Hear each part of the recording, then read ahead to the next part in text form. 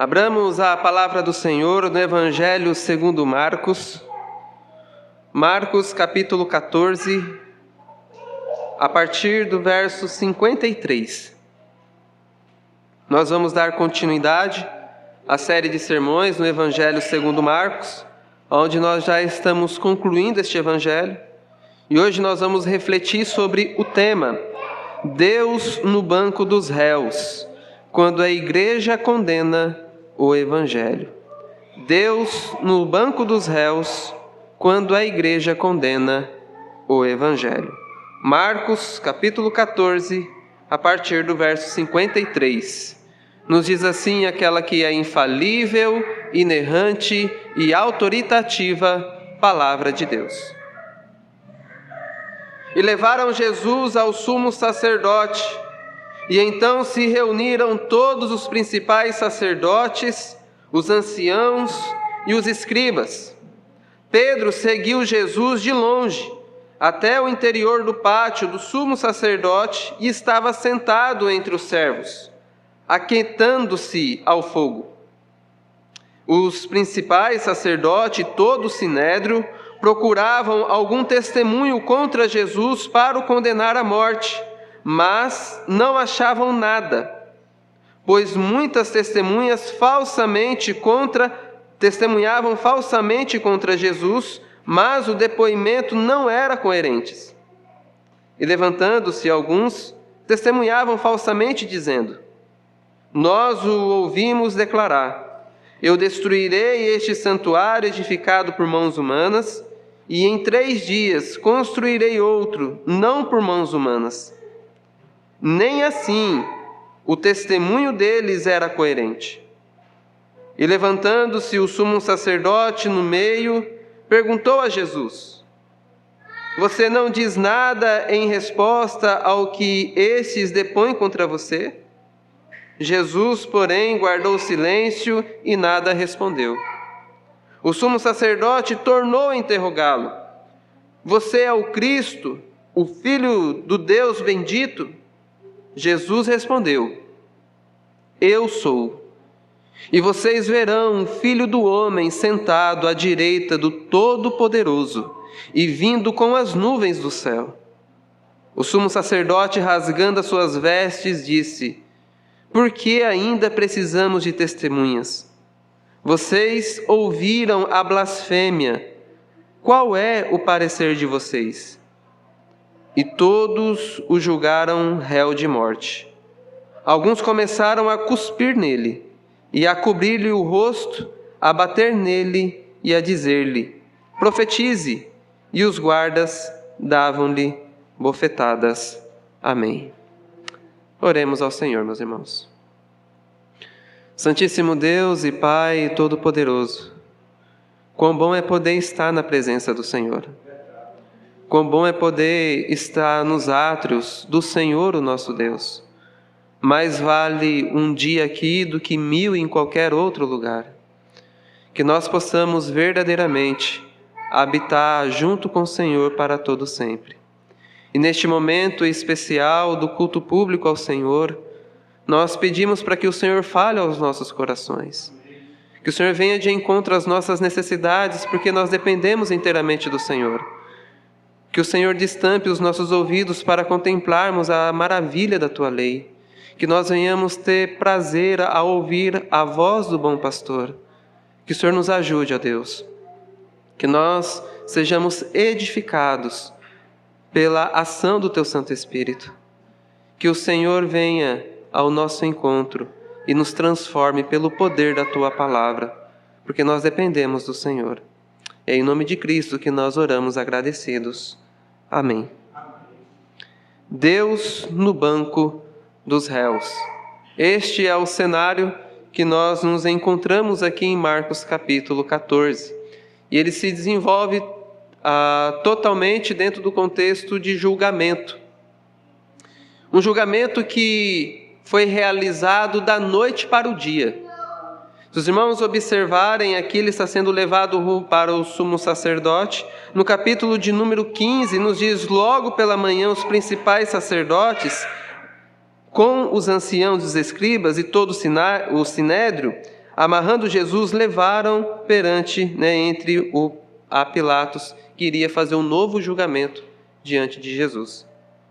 Eu não sei se você já teve problemas que teve que tratar com questões judiciais, mas normalmente é sempre algo muito enrolado, não é? Há um tempo atrás eu comprei um computador e deu problema, 2 semanas depois, levei na loja e falei assim, olha, se tivesse dado problema na primeira semana, a gente trocava. Mas como já é a segunda semana, você tem que levar na assistência. Aí você levar na assistência, fica lá um mês e não resolve. Aí você tem que ir no Procon. Aí chega lá no Procon, é toda aquela burocracia. Eu sei que eu só fui conseguir resolver o negócio quase 1 ano depois, que fui conseguir reaver o dinheiro que havia empregado ali. E porque tratar desses assuntos jurídicos sempre é algo demorado. O seu José que o diga. Não é tanto tempo lutando aí na justiça para reaver os seus direitos, porque sempre é algo demorado, sempre é algo moroso. E aqui nós vemos um julgamento que é feito da noite para o dia. É algo imediato que foi realizado ali, porque eles tinham um objetivo a ser cumprido. Eles tinham um propósito em tudo isso. Nós perguntamos o porquê que existem tribunais, como que isso funciona? Normalmente um tribunal é estabelecido para estabelecer também a justiça, porque parte do pressuposto que a lei não foi cumprida, algo está errado. Então normalmente a gente tem 2 partes dentro do jurado. Você tem aquela parte que sofreu a ofensa e a parte que está acusando. Não é? Então você tem aquele que está se defendendo e aquele que está acusando. Normalmente você tem esses 2 grupos. Você tem também testemunhas, você tem provas, e você tem aquele que vai exercer o juízo sobre isso. Então tudo isso é algo muito complicado de se fazer. E aqui a gente está diante desse tribunal, que é um tribunal também eclesiástico. O evangelista Marcos apresenta aqui para a gente 2 tribunais que o Senhor Jesus participou. No capítulo 14, nós temos o tribunal do Sinédrio. E o que era o Sinédrio? O Sinédrio eram as principais autoridades de Israel, os anciãos, o líder do povo. Nós temos aqui os escribas e os sacerdotes, os líderes religiosos, porque a vida judaica estava intimamente ligada à sua religião. Então, esses líderes exerciam grande poder e influência para o povo. E eles haviam seus tribunais também eclesiásticos. Por exemplo, o que ele está sendo julgado aqui, o Senhor Jesus, ele está sendo julgado de se identificar com o próprio Deus, que ele disse que ele é o próprio Deus. E isso, para um homem fazer, seria uma blasfêmia. Como que um homem nascido de uma mulher pode ser chamado de Deus? Então, na concepção humana e judaica aqui, eles estão julgando a Cristo porque ele diz que ele é o próprio Deus. Isso seria uma blasfêmia. Só que eles não poderiam matar este homem. Eles precisavam também de um outro poder, que era o poder civil daqueles dias, que estava sendo realizado pelo Império Romano. Por isso que no capítulo 15 nós temos aí o julgamento de Pôncio Pilatos. Então Jesus aqui ele já está sendo tratado como malfeitor, como ladrão, porque ele já está recebendo no seu corpo a punição pelo nosso pecado. Ele é o próprio Deus encarnado e agora está diante das autoridades eclesiásticas do seu povo. E quando é que a igreja condena o evangelho do Senhor Jesus Cristo? Primeiro, é quando as suas autoridades eclesiásticas, elas são corruptas. Quando os líderes do povo de Deus, eles estão corrompidos pelo pecado. E eles buscam os seus próprios interesses. Nós vemos no verso de número 53, que levaram Jesus ao sumo sacerdote, e então se reuniram todos os principais sacerdotes, anciãos e escribas. Neste momento do ministério do Senhor Jesus, ele já tinha sido preso no jardim do Getsêmani e levado primeiramente na casa do sumo sacerdote. Nesses dias, quem era considerado pela população o sacerdote real era Anás, porque ele fazia parte da linhagem sacerdotal. Caifás era genro dele, que havia sido nominado, pelo Império Romano como sacerdote naquele ano. Então, eles tinham aqui 2 autoridades muito importantes, Anás e Caifás. O Evangelho de João narra para a gente o seu primeiro julgamento com Anás, o sumo sacerdote. E agora, depois daquele julgamento que ele teve com Anás, agora ele é enviado para Caifás, aonde Caifás vai reunir todo o sinédrio. O sinédrio era composto por aproximadamente 70 pessoas. Veja que é um número expressivo de gente. E ele poderia funcionar tendo o quórum mínimo da metade dos integrantes. Então, Caifás ele vai reunir todo esse pessoal para poder realizar o julgamento do Senhor Jesus. E nós vemos que esse julgamento ele é injusto por algumas razões. A primeira razão é por causa do seu local. Normalmente, os tribunais eles eram realizados ao redor do templo. Em seu anexo, ali que era realizado as sessões de tribunais. Só que o Senhor Jesus ele foi pego no período já noturno, já era alta noite. Lembre que os seus apóstolos, os seus discípulos já estavam até dormindo. Então é levado até a casa do sumo sacerdote. Então o local ali é inapropriado. O que também prejudica esse julgamento é o seu horário, que já era alto da noite. E o terceiro ponto que faz com que esse julgamento seja ilegal é porque ele é realizado às pressas. Ele não é feito com cuidado, com cautela, buscando esclarecer a verdade. Mas ele já começa com o seu resultado definido. Eles queriam matar o Senhor Jesus. E aquele cenário era só um pressuposto para fazer aquilo que eles desejavam. Nos diz o verso 55 que todo o sinédrio procuravam algumas testemunhas contra Jesus para o condenar à morte. Isso mostra que esse julgamento ele já tinha sua sentença definida. Ele só estava procurando o meio de realizar isso. Procuravam ativamente as pessoas para mentir. Precisavam de algo que parecia ser legal. E é impressionante ver como as pessoas buscam a mentira de uma forma descarada. E aqui nós vemos algumas características dos líderes que são corruptos. E a primeira dela é que esses líderes, eles são astutos. Eles não são pessoas completamente ignorantes, mas eles agem de uma forma pensada e calculada. Normalmente, o líder que é corrupto, ele planeja fazer o mal. E é isso que nós vemos aqui. Eles vão atrás de falsas testemunhas. O líder corrupto também, ele é altivo, ele é orgulhoso, ele é soberbo. Quando nós vemos no verso 60 que o sumo sacerdote se levantou no meio deles, mostrando que ele chamava a atenção para si, e essa é uma característica do falso líder também. Dentre todas as características, meus irmãos, a que mais é flagrante, a que mais a gente tem que se atentar, é para aquela que está no verso de número 60, que diz assim: o sumo sacerdote,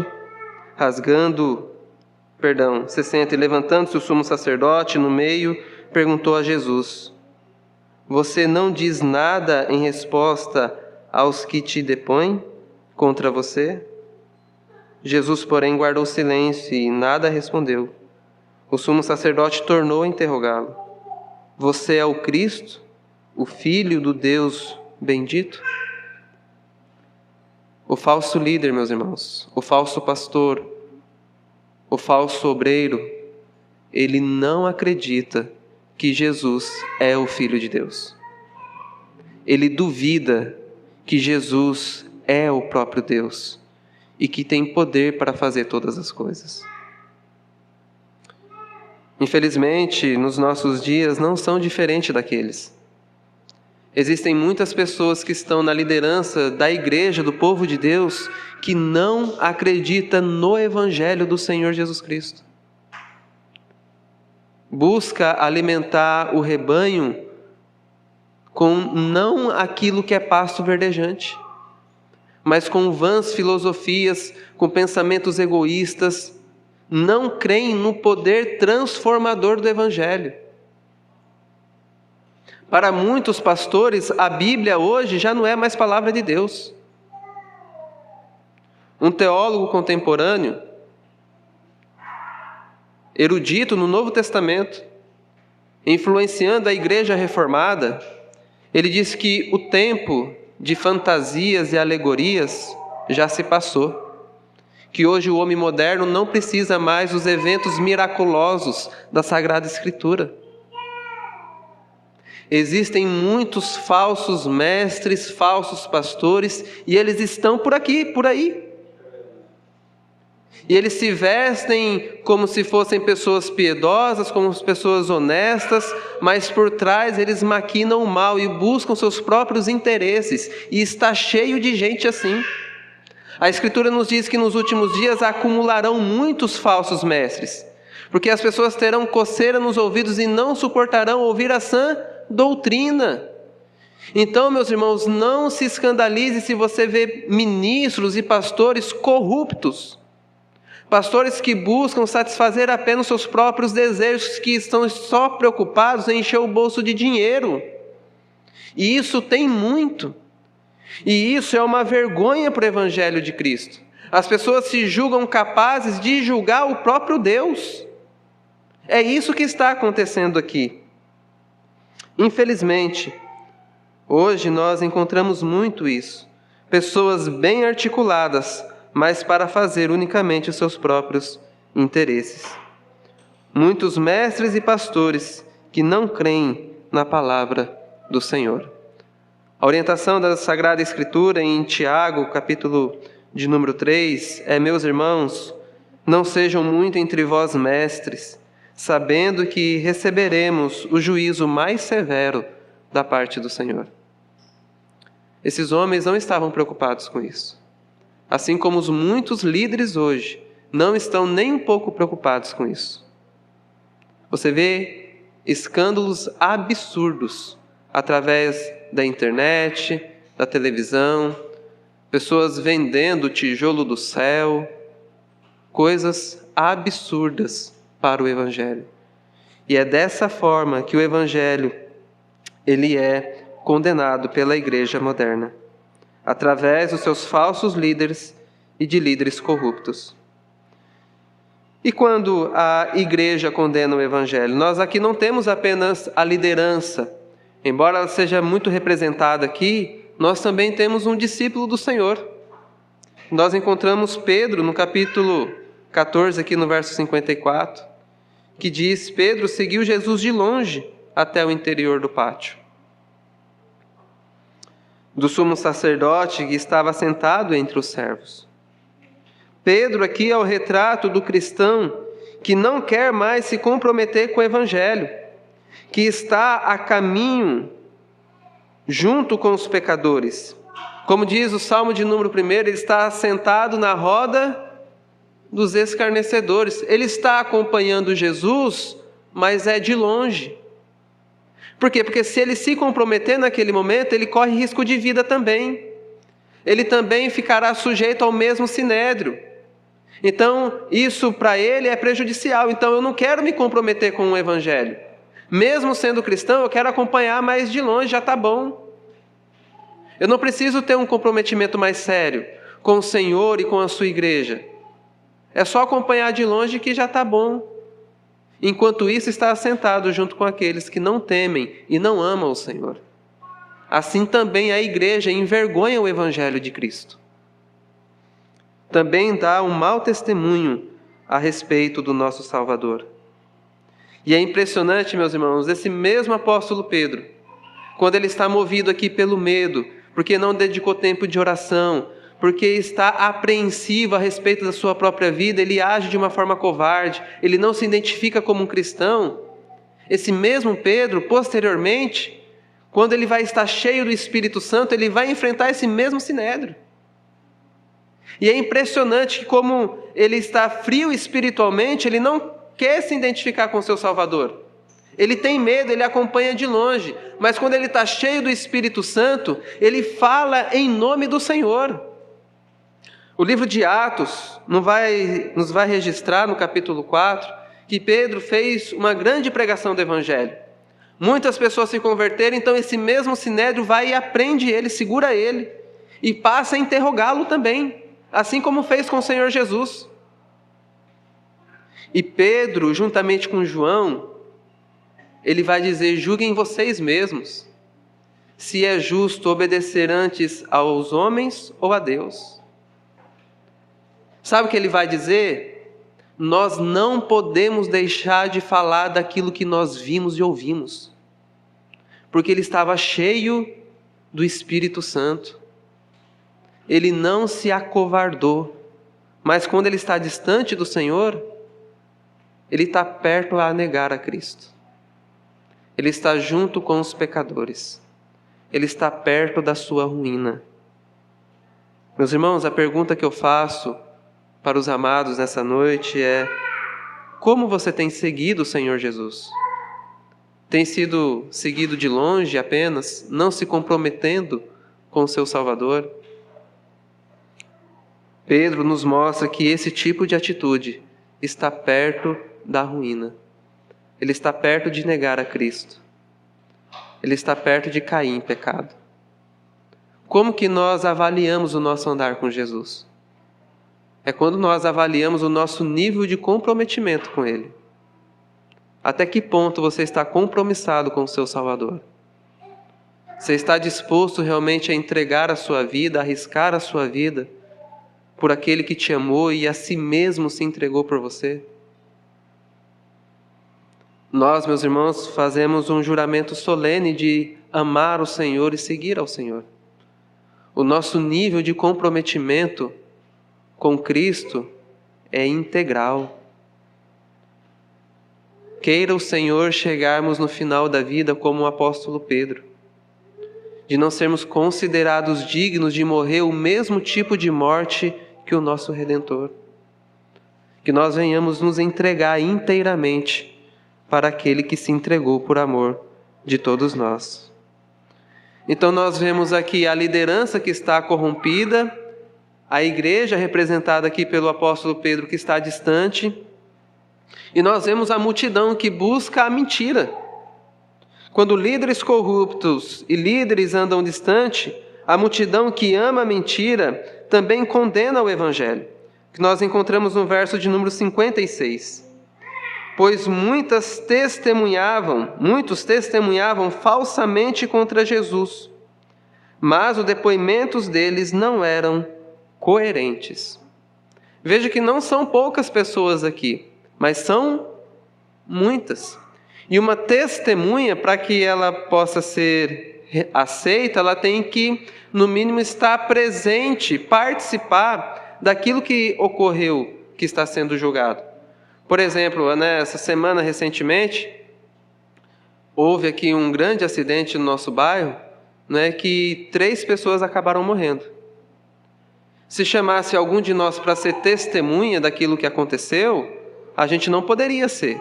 Por quê? Porque a gente não estava lá. A gente não viu como que aconteceu.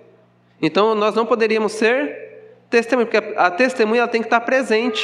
Ela tem que falar aquilo que aconteceu. Então, essa multidão, essas muitas pessoas, elas sabiam do Evangelho. Sabiam tanto que poderiam até falar a respeito dele. A acusação que eles vão fazer aqui a respeito de Jesus, essas palavras, elas estão relacionadas mais ao início do seu ministério. Ou seja, são pessoas que receberam o Evangelho do Senhor, mas não se comprometeram com ele. O impressionante, meus irmãos, é que a multidão ela é realmente muito volúvel. A multidão normalmente seguia Jesus por aquilo que Jesus poderia oferecer, pela multiplicação do pão, pela multiplicação dos peixes. A multidão estava preocupada com essas coisas. A multidão ela é levada por qualquer vento de doutrina mesmo. E aqui nós vemos que ela não mede esforços para mentir contra o Senhor. A multidão também busca condenar o Evangelho agindo dessa forma. Então nós vemos que muitos se levantaram contra o Senhor, muitos são falsos e mentirosos. A multidão, de uma forma geral, não é coerente. Infelizmente, a maior parte do nosso povo brasileiro também já teve algum contato com o Evangelho e tem a mesma atitude. Distorce a palavra de Deus. a multidão facilmente levanta falso testemunho contra o Evangelho de Cristo. E isso nós vemos por parte da população de uma forma geral, mas o texto também nos revela sobre as suas autoridades. No verso de número 65 diz que alguns começaram a cuspir nele, a cobrir-lhe o rosto e bater nele e dizer: profetize. E os guardas davam-lhe bofetadas. Então nós vemos a corrupção aqui, ela é generalizada. Você tem a liderança eclesiástica que está corrupta, você tem os discípulos do Senhor que andam longe, você tem a multidão que procura mentira, e você tem o Senhor ali no meio. E qual é, meus irmãos, o comportamento do Senhor Jesus diante de tudo isso? Ele é levado como ovelha muda aos seus matadores, tosqueadores. Impressionante é ver como o Senhor já revelou todas essas coisas na sua palavra.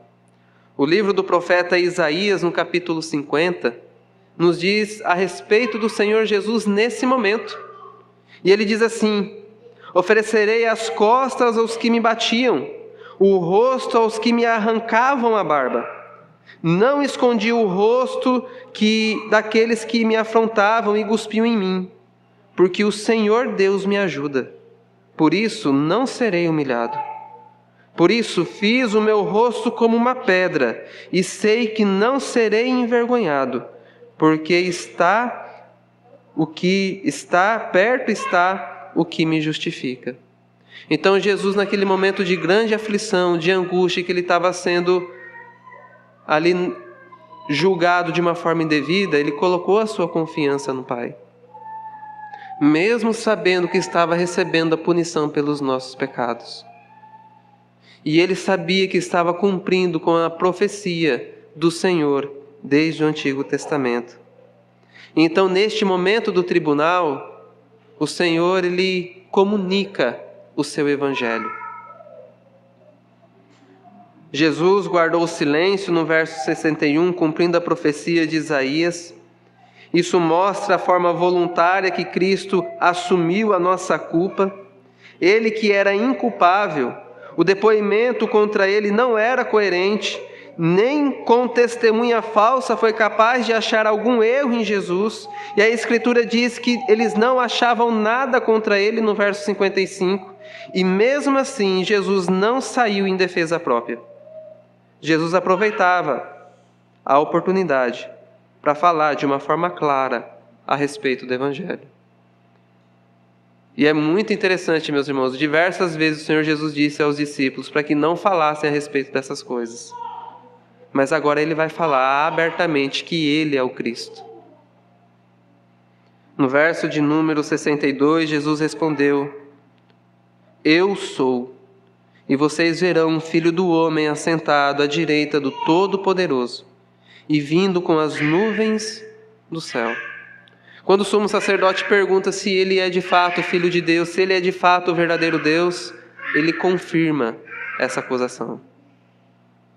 Ele diz: eu sou. Vocês que estão me humilhando aqui, vocês também me verão na glória do meu Pai. Vocês estão contemplando o meu estado de humilhação, mas vocês também me verão no meu poder e na minha glória. Quando ele diz eu sou, ele se identifica com os atos salvadores de Deus no Antigo Testamento. Quando Deus se revela a Moisés, o que ele vai dizer para Moisés quando vai resgatar o povo? Diz que o eu sou enviou a vós outros. Então Jesus se identifica com Yahvé. E ele diz: vocês me verão na glória de meu Pai. Vocês que hoje estão me condenando, vocês que hoje estão me julgando, eu é que vou julgar vocês. Vocês é que estarão no banco dos réus, porque eu é que virei na glória do meu Pai exercer a justiça e o juízo que é devido. Não são os escribas, os sacerdotes, os anciãos, nem sou eu, nem você quem julga o Senhor, mas é Ele quem nos julga. Julgar o próprio Deus é um ato de loucura. Nós é quem somos julgados por Ele. E Ele realizará isso no último dia, no dia final, Ele fará todas essas coisas. Ele é quem nos julga, Ele é quem tem poder para de fato condenar e livrar, é Ele quem é o Senhor dos senhores, é Ele quem é o Rei dos reis. E toda língua confessará isso. Então, nesse momento do tribunal, o Senhor se identifica e fala quem Ele de fato é e o que de fato Ele vai fazer diante dos seus acusadores. Vocês poderão até me matar, mas eu vou ressuscitar dentre os mortos e eu é quem vou julgar vocês. O apóstolo Paulo, pregando em Atos também, nos revela que por meio deste homem Deus julgará todas as pessoas. Então, meus irmãos, nós chegamos a algumas conclusões finais. Primeiro é que existem muitos líderes que são ímpios, que estão na igreja. A falsa liderança, ela é uma marca da igreja, porque isso foi anunciado, mas não de uma igreja saudável. O falso líder, ele está no meio do povo do Senhor. E nós devemos identificar isso. E como que ele vai ser identificado? Pelo fato dele não crer que o Senhor Jesus, ele é o próprio Filho de Deus. Nós vemos que o discípulo que acompanha de longe, ele está próximo da sua ruína. Nós vimos que a multidão, de uma forma geral, ama a mentira e não busca a verdade. Nós vimos que quem abusa do poder e da autoridade também não ama Cristo. E por último, que Jesus já se assentou no banco dos réus, mas hoje Ele está assentado à destra do Pai Todo-Poderoso, de onde Ele virá para julgar os vivos e os mortos. E é assim, meus irmãos, por exemplo, que Estevão vê o Senhor Jesus, à destra do Deus Pai Todo-Poderoso. A conclusão que nós chegamos é que o tribunal dos homens pode ser falho, mas o tribunal divino é infalível. Cristo já assentou no banco dos réus, para que eu e você pudéssemos nos assentar na mesa que Ele preparou para nós. Para que nós pudéssemos nos assentar junto com Ele no seu reino. Cristo fez todas essas coisas por nós, meus irmãos. E para concluir, eu vou citar ainda Isaías capítulo 50.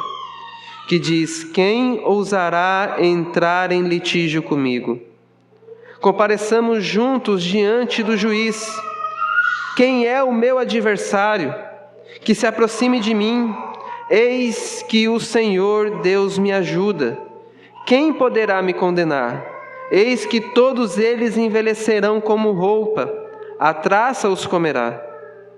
Quem de vocês teme o Senhor e ouve a voz do seu servo? Aquele que anda em trevas, sem nenhuma luz, confie no nome do Senhor e se firme sobre o seu Deus. Amém. O Senhor nos chama, meus irmãos, para andarmos junto com Ele, para confiarmos que Ele pode todas as coisas.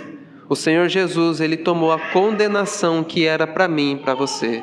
Se hoje nós podemos ter paz, se hoje nós podemos ter vida, se hoje nós podemos ter alegria, é porque Ele foi condenado no meu e no seu lugar. É por isso que nós iremos nos alegrar na presença do Senhor, porque nós temos motivo para isso. Apesar das inúmeras lutas, enfermidades e dificuldades que nós passamos no dia a dia, nós nos alegramos no Senhor porque nós temos a redenção da nossa alma. Porque Ele tomou o nosso lugar, Ele foi julgado, Ele foi condenado por mim e por você. Amém?